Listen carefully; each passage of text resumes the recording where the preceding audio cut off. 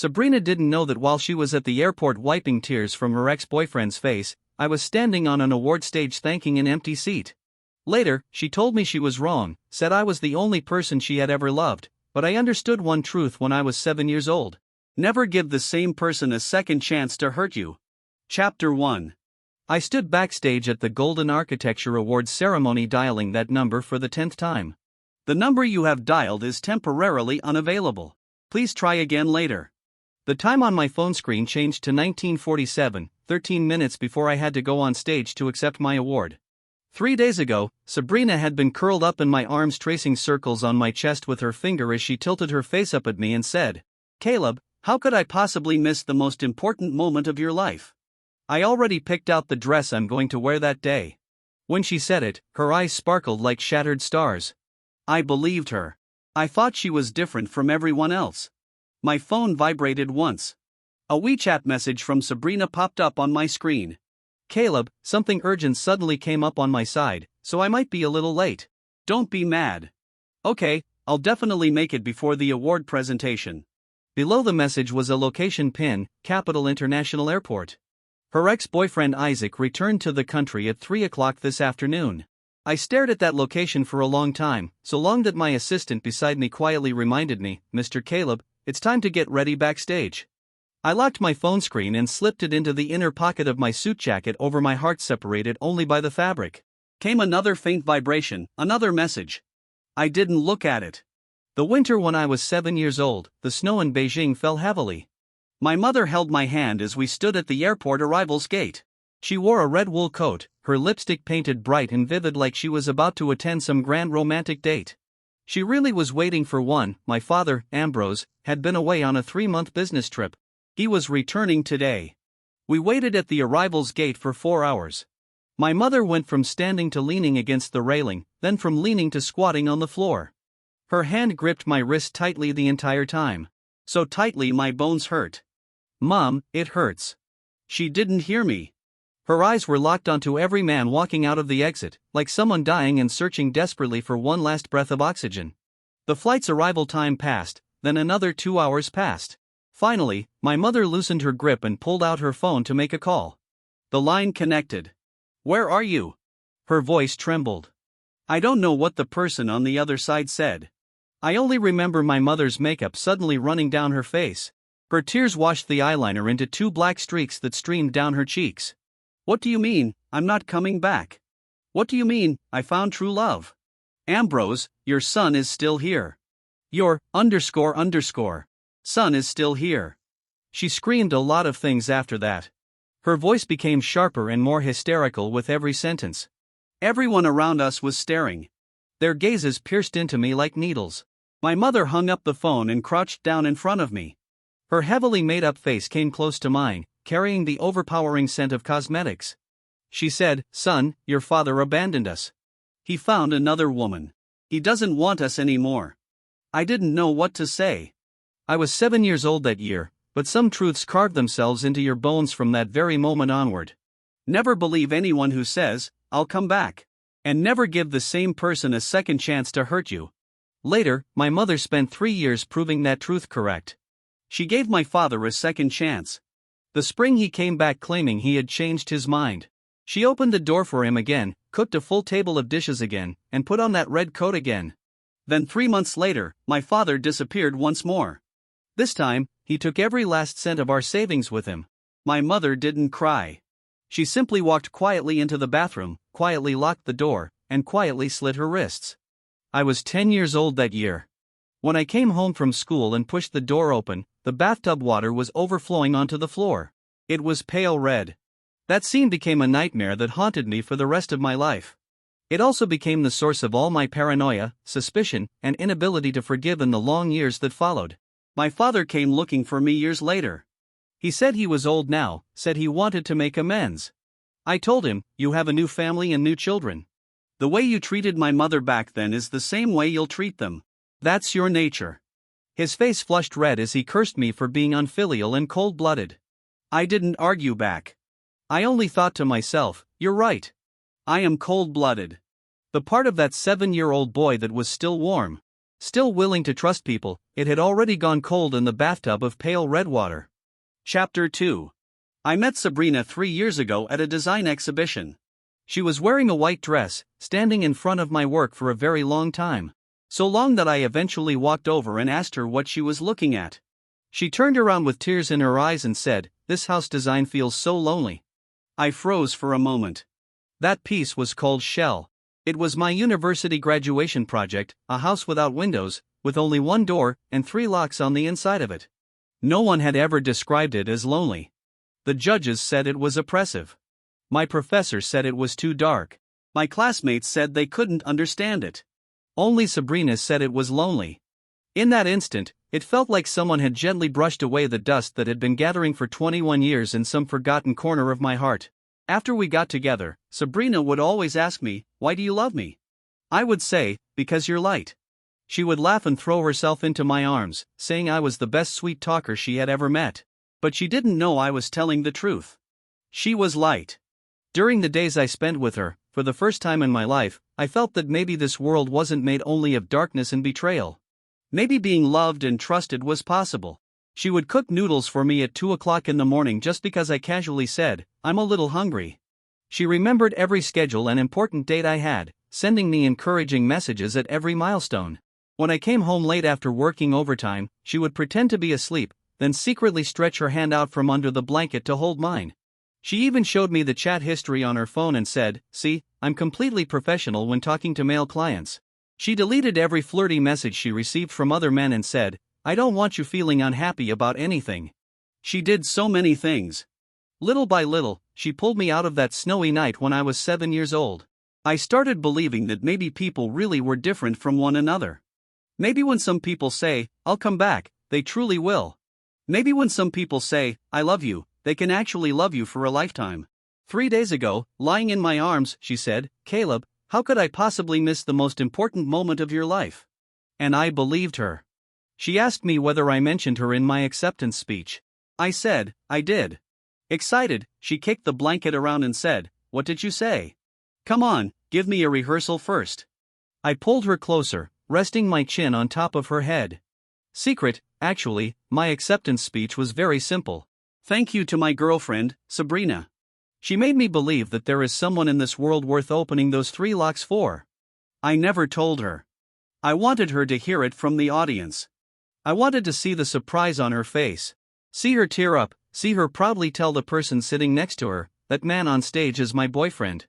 I wanted to dedicate that moment to her. Thinking about it now, what a cruel irony. Chapter 3. At exactly 8 o'clock that night, the award ceremony officially began. I sat in the front row on the left side. The seat beside me was empty. It was a reserved seat prepared by the organizers for the family member of the award recipient. A pink sticky note had been placed on the chair in advance by the staff. Printed on it were the words, "Ms. Sabrina." I rubbed the edge of the sticky note with my fingers, feeling the slightly rough paper beneath my fingertips. On my phone, Sabrina's messages still stopped at the pinned location. "Caleb, something urgent suddenly came up on my side, so I might be a little late. Don't be mad." "Okay, I'll definitely make it before the award presentation." I never replied because I didn't know what to say. Should I ask her, "What were you doing at the airport?" Should I ask, "Was your ex-boyfriend more important than my award ceremony?" Or should I ask, "Why did you lie to me? Was your so-called emergency just picking Isaac up from the airport?" Those questions rolled through my throat countless times before I swallowed every single one of them back down. Suddenly, I felt exhausted. Not physically tired. It was a weariness rising slowly from the deepest part of my soul. For 21 years, I thought I had escaped that snowy night, escaped that pale red bathroom.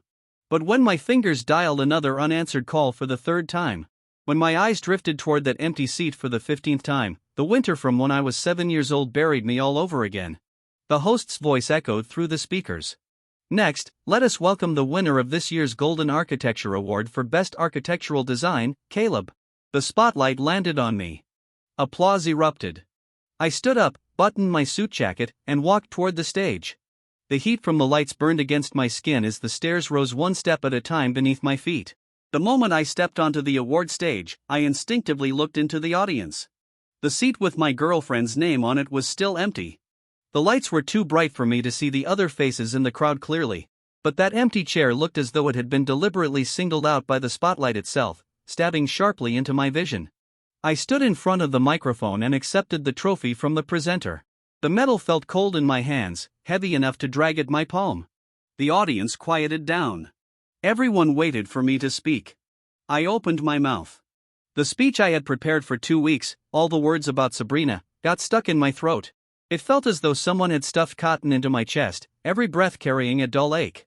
I stayed silent for a long time, so long that the confusion in the audience began to spread, so long that the host was already preparing to smooth things over. Finally, I spoke. Thank you to the committee for this recognition. Thank you to my team, and thank you to everything that once made me believe. I never mentioned Sabrina's name. All those words about light, about the 3 locks, about someone worth opening them for. I swallowed every one of them back down. She wasn't worth it anymore. She made all of it meaningless. After the ceremony ended, I went down to the underground parking garage to get my car. My phone vibrated again. A message from Sabrina. Caleb, I'm here. Where are you? Traffic was terrible just now, and I couldn't get through to your phone. Below that were 7 or 8 screenshots of outgoing call logs. It wasn't that the calls didn't connect. I just hadn't answered. She probably didn't know that over the past 2 hours, I had set my phone to silent mode and watched her calls light up my screen one after another, then disappear one after another. It wasn't that I didn't want to answer. I just didn't want to hear another explanation. I had already heard enough explanations when I was 7 years old. I was only away on business a little longer than expected. That woman meant nothing. It was just for fun. The only people I love are you and our son. Every sentence sounded sincere. Every lie sounded flawless. And then what happened? Then my mother died in a bathtub. Chapter 4. I started the car and drove out of the underground parking garage. The early autumn night in Beijing already carried a trace of chill. I rolled down the window and let the cold wind pour into the car. My phone vibrated again. Sabrina messaged, Caleb, please don't ignore me. I really know I was wrong. Just tell me where you are and I'll come find you. One hand on the steering wheel, I sent her a reply. Go home. I'm fine. We'll talk tomorrow. After sending it, I muted her chat notifications. I didn't go home. I drove aimlessly around the ring roads, circling from the second ring to the third, from the third to the fourth. An old song played on the radio, lazy and slow. I couldn't hear the lyrics clearly. When I passed Sanlitun, I saw a girl standing by the roadside talking on the phone. She wore a white dress and had her hair tied in a high ponytail. She looked like she was waiting for someone, standing on tiptoe as she searched the opposite side of the road. I pulled the car over and lit my first cigarette of the night. Smoke slowly filled the interior, blurring the silhouette of the girl outside the windshield. Suddenly, I remembered something Sabrina asked me last month. Do you have any boundaries nobody's allowed to cross? Yes, I answered, betrayal and lies. At the time, she laughed playfully and said, don't worry, I would never betray you in this lifetime. What about lying? She thought about it for a moment and asked, do white lies count? I said, no, but I need you to understand something. In my dictionary, there's no such thing as a white lie. A lie is a lie. She stuck out her tongue at me and said, you're so strict. I never told her what that sentence really meant, because I didn't want her to know how my mother died. I didn't want her to know about the tears I saw at the airport when I was 7, or the pale red water I saw in the bathroom when I was 10. I didn't want to use the shadows of my childhood to chain down her freedom. I wanted her to live freely and happily, but there was one condition. She had to understand where my boundaries were, and now she understood, by crushing them beneath her feet. That night, I never went home. I sat in the car until 3 o'clock in the morning, then drove to the company office. There was a folding camp bed in my office, left over from the days when I used to work through the night. Lying there, staring at the ceiling in the darkness, I suddenly felt ridiculous. All my life, I thought I was just that little boy terrified of being abandoned. I believed that if I became good enough, successful enough, I would never have to relive the winter from when I was 7 years old. But Sabrina taught me one thing: being excellent is useless. Even loving someone is useless. The people who are meant to leave will still leave. Chapter 5. My phone lit up again, another message from Sabrina. I unlocked it and glanced at the screen. 3:28 a.m. Sabrina sent 4 consecutive messages, full of fluster and unease. Caleb, are you asleep? I can't sleep. I know you're angry. I should have told you beforehand, but Isaac suddenly contacted me and said he had something really important to talk about. I didn't want you overthinking things, so I went first and planned to make it back before the award ceremony. I really thought there was enough time. Please don't ignore me. Okay, I'm scared. I stared at those 4 messages. The typing box lit up, then dimmed, then lit up again. In the end, I replied with only one sentence. Let's meet tomorrow. Sabrina replied instantly. Okay. Where? What time? I didn't answer. After turning off my phone, I closed my eyes in the darkness.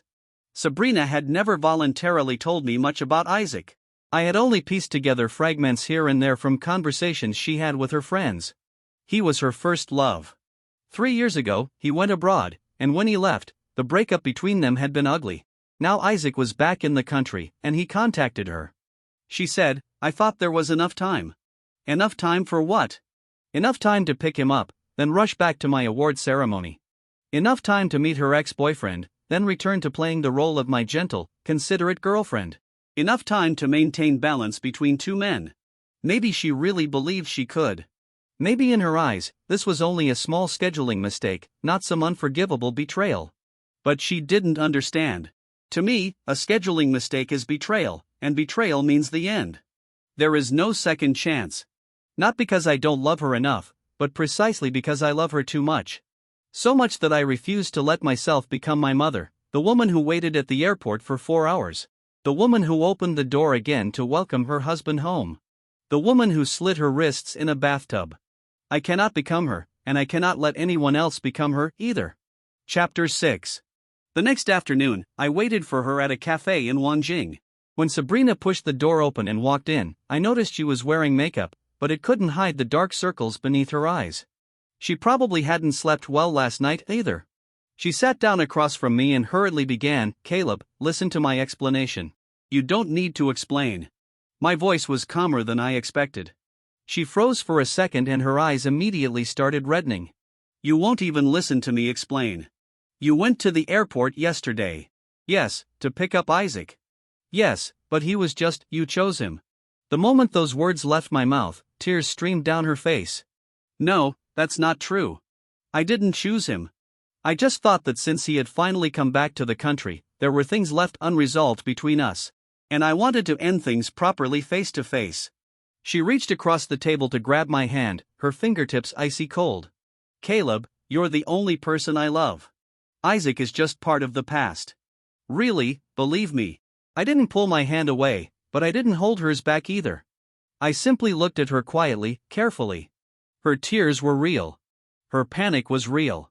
Even the sincerity in her voice at this very moment was real. But so what? Back when my father came back to find my mother, he probably looked exactly the same. Slowly, finger by finger, I withdrew my hand from hers. Sabrina, I said, let's break up. Her eyes widened instantly. Tears flooded down her face as her voice trembled. What did you say? I said, we're over. Just because I didn't make it to the awards ceremony on time? I already explained, it was traffic. It wasn't traffic. I interrupted her, my tone still unbelievably calm. You weren't late because of traffic. You were late because you went to the airport.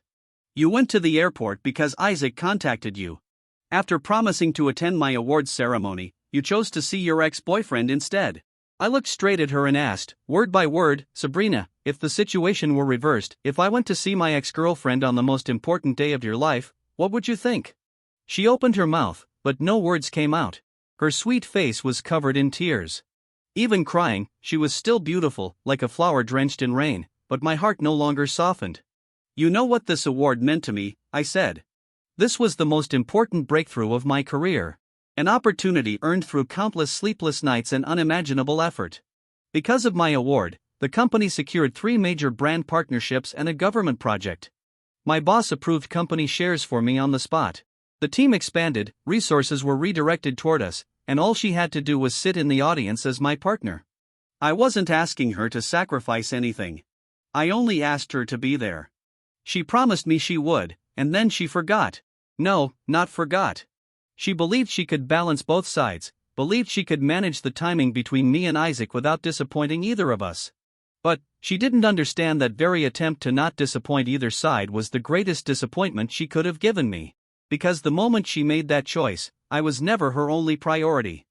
I was simply someone who could be adjusted, someone who could be postponed, someone who could be told to wait a little longer.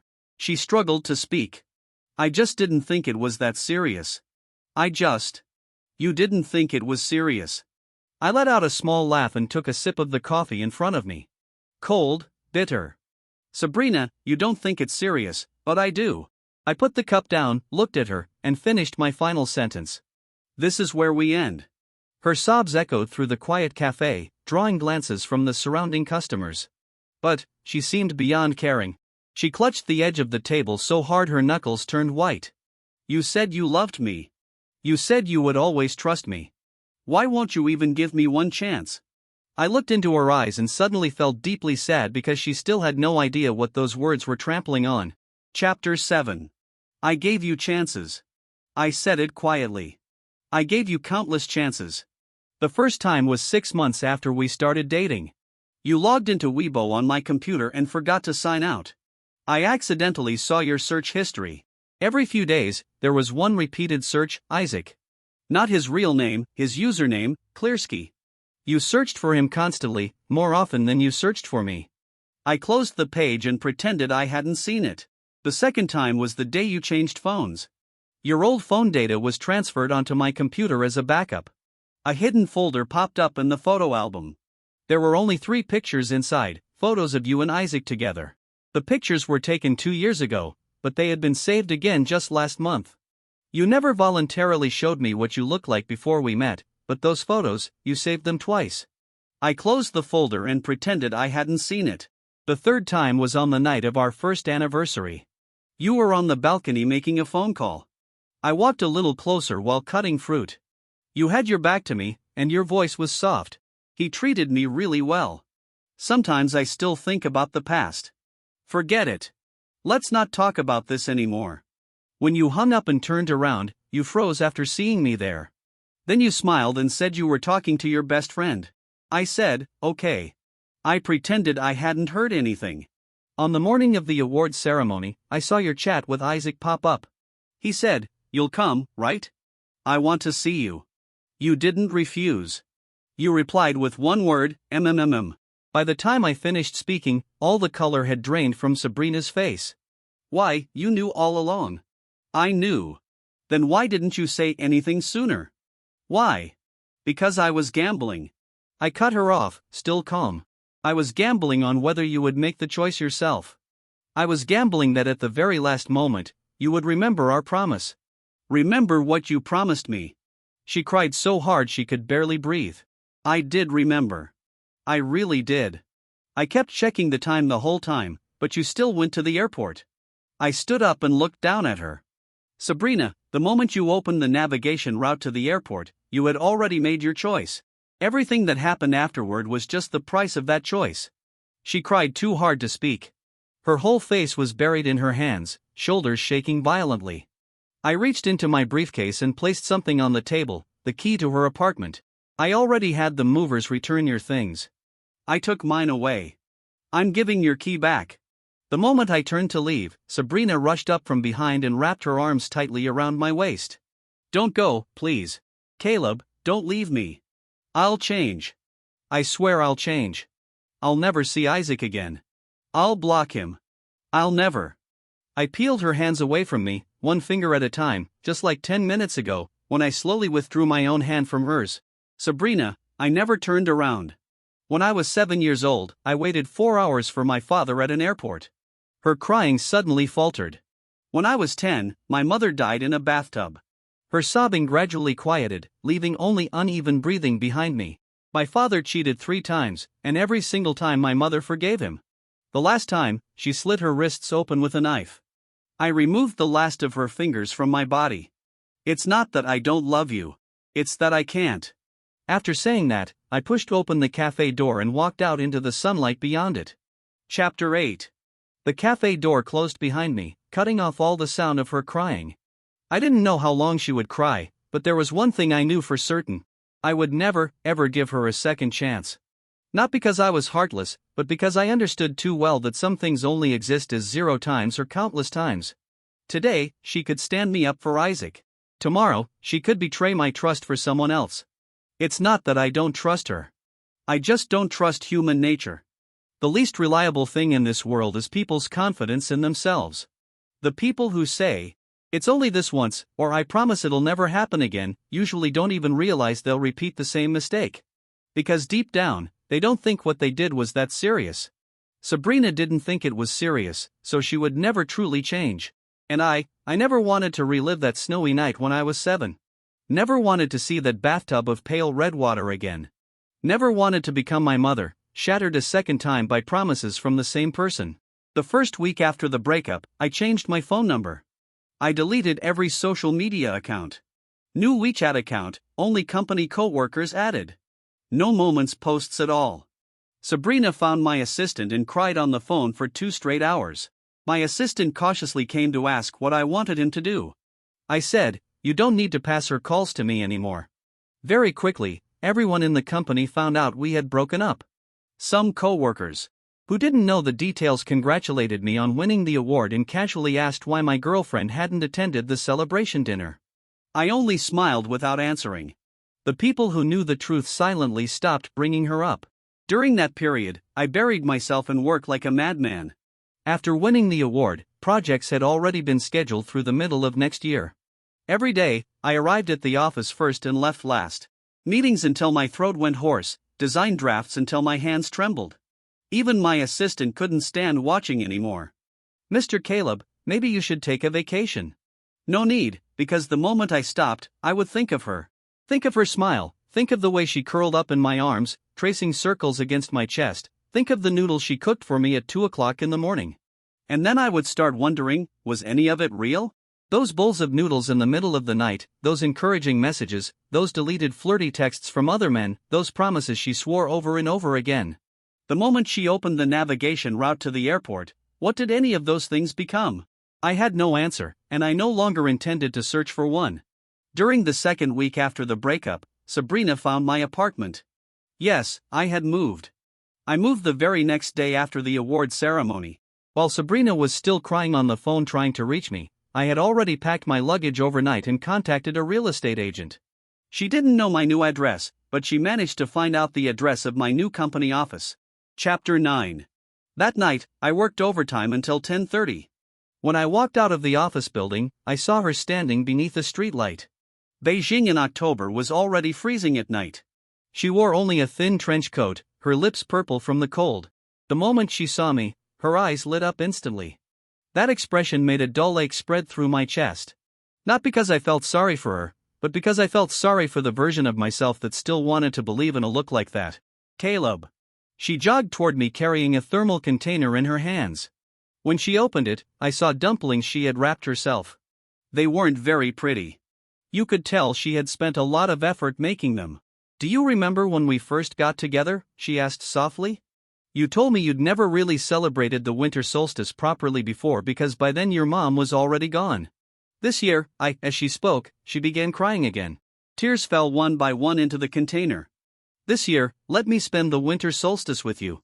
Okay?" I looked at the dumplings, looked at her reddened eyes, looked at her trembling hands frozen by the cold, and then I said something that sounded heartless even to myself. "Sabrina, the winter solstice is still 2 months away."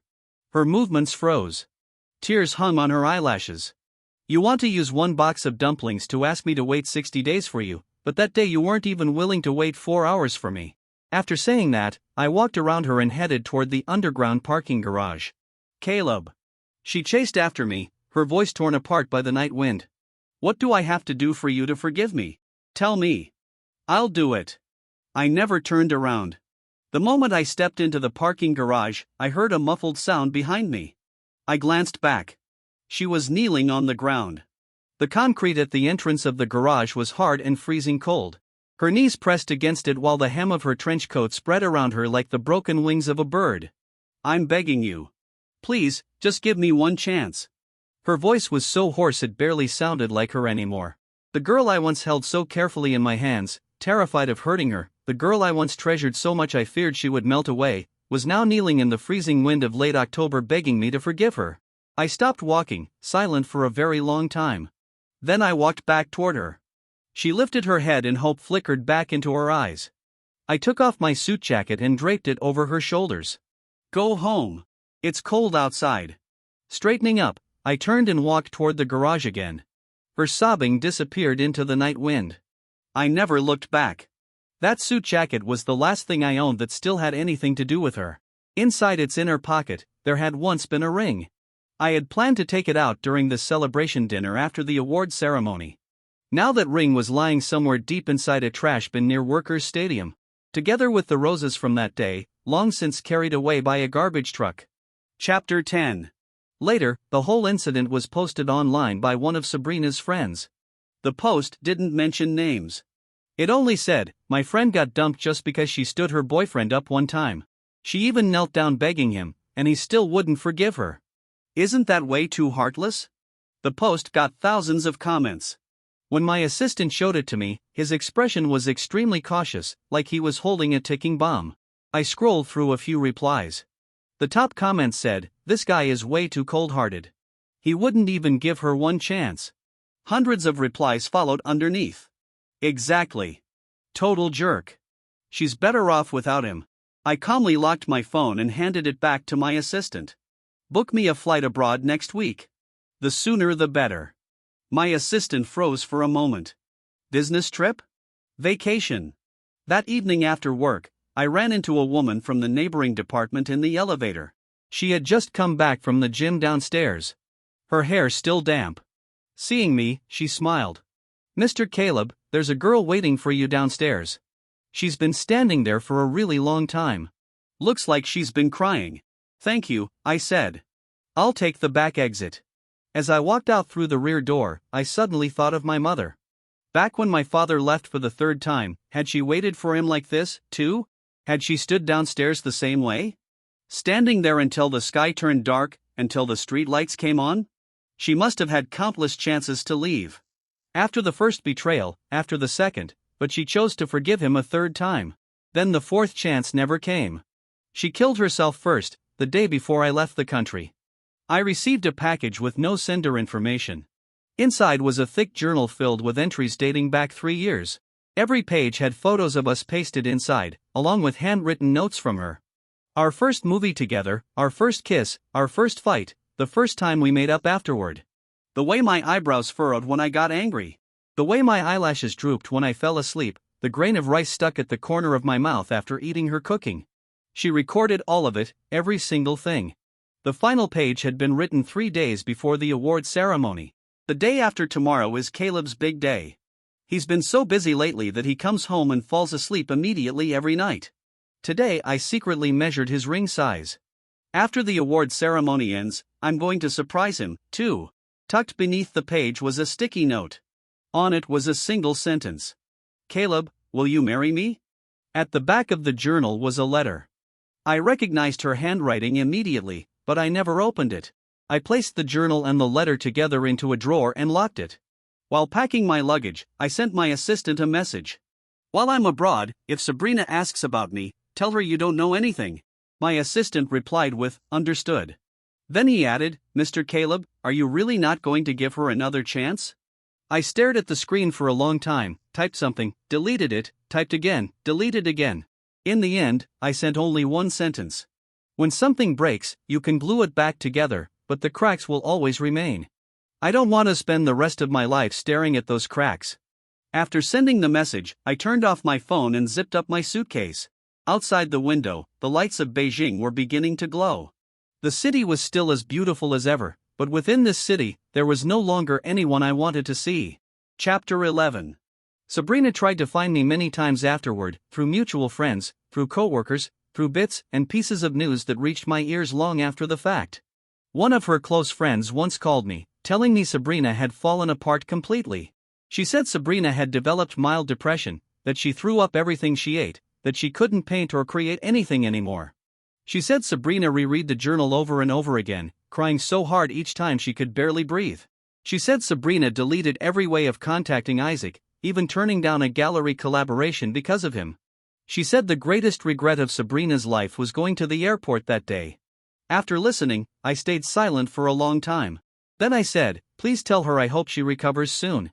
Her friend became emotional. "Caleb, she still loves you. She's suffering so much right now. Don't you feel even a little heartbroken?" Heartbroken? I was. The girl whose lips turned purple under the streetlight from the cold. The girl kneeling on the concrete begging me. The girl lying awake night after night unable to sleep. I felt heartbroken for all of them, but I felt even more heartbroken for 7-year-old Caleb. Even more for 10-year-old Caleb pushing open the bathroom door after coming home from school. Even more for the Caleb who spent 18 years learning how to trust people again. Whoever felt heartbroken for him? Let me tell you a story. That day, for once, I didn't hang up immediately. When I was 7, I waited 4 hours for my father at an airport. He never came back. When I was 10, my father returned once and my mother forgave him. 3 months later, he left again and my mother slit her wrists. Silence fell on the other end of the phone. The lesson of this story isn't that I'm pitiful. The lesson is this: never believe someone who has betrayed you will change. My father never changed. If Isaac contacts Sabrina again someday, she'll still go. Maybe it won't be Isaac. Maybe it'll be another man. Maybe it'll be work or a friend or something else she thinks is important. She'll always have a reason and she'll never truly believe she did anything wrong. And I paused, my fingers tightened around the phone until my knuckles turned white. I don't want to live like a joke. After hanging up, I stood beside the window for a long time. The city's night view was beautiful. Thousands of lights glowed across countless windows, each shining with warm yellow light. Behind every window, someone was waiting for somebody to come home. I used to be one of them, but now my window was dark and no one would ever wait for me to come home again. As I closed the curtains, a sentence suddenly came to mind. True departures never come with goodbyes. All dramatic farewells are just tests. A real departure happens on an ordinary sunny afternoon.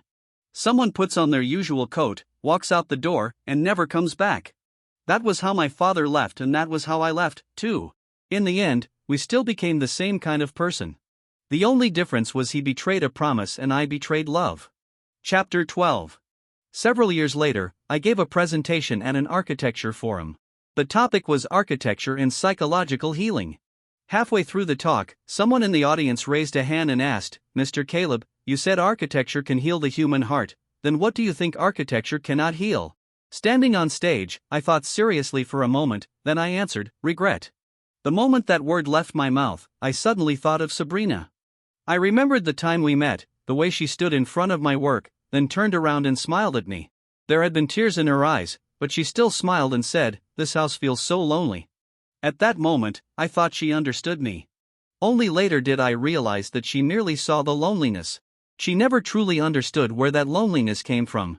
She didn't know that the reason the house had no windows was because the person living inside it was afraid of seeing the outside world. She didn't know the reason the house had 3 locks was because the person living there had once opened the door, let in a promise full of passionate vows, and then watched that promise explode into shattered pieces inside the house. She didn't know those 3 locks were never meant to keep other people out. They existed to lock the person inside, to stop him from ever stepping outside again. Once, I opened those 3 locks for her and then, with one broken promise, she made me seal them shut again. This time, I threw away the key. Epilogue. After the forum ended, the organizers asked me to leave a message in the guest book. I picked up the pen, hesitated for a very long time, then I wrote one sentence. Never give the same person a second chance to hurt you. I didn't invent that sentence. It was something my mother said to me when I was 7 years old. Back then, at the airport arrivals gate, after waiting 4 hours while holding my hand, she crouched down and said her final words to me, "Son, never give the same person a second chance to hurt you." At the time, I didn't understand. Now I do. But I also know Sabrina never will. Even now. She probably still believes I left her because of that award ceremony, because she was late that one time. She doesn't understand that what she shattered was never just a date or an appointment. What she shattered was the trust a man spent 18 years learning how to rebuild. The lights at the award ceremony were too bright. The shadow cast by that empty seat, she will never understand how long it was. I put down the pen, closed the guest book, and turned to leave the venue. Outside, the sunlight was warm against my skin. I suddenly thought of the psychological rehabilitation center I had once designed. I remembered the sentence I wrote in the project description. This building has no dark rooms. Every space leads towards sunlight. I succeeded, at least on the blueprint.